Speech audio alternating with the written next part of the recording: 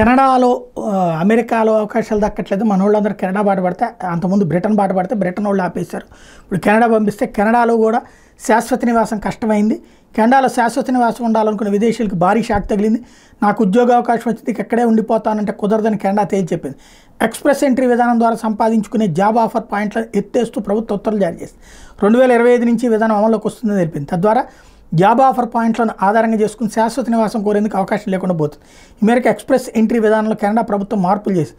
ప్రస్తుతం తాత్కాలిక పద్ధతిలో ఉద్యోగం చేస్తున్న వారికి కూడా ఈ మార్పులు వర్తిస్తాయని ఉత్తర్వులో స్పష్టం చేసింది.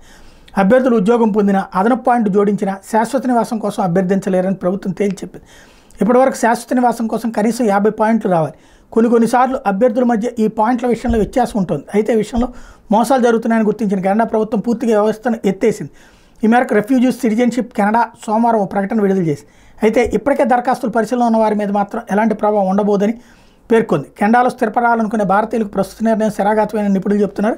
కెనడాలో ఎక్స్ప్రెస్ ఎంట్రీ విధానం ద్వారా ఉపాధి ఉద్యోగాలు పొందుతున్నట్టు విదేశీయుల్లో భారతీయులు ఎక్కువగా ఉంటున్నారని తెలిపారు. తాజా నిర్ణయంతో వాళ్ళంతా శాశ్వత నివాస అర్హత కోల్పోయినట్టేనని చెప్తున్నారు.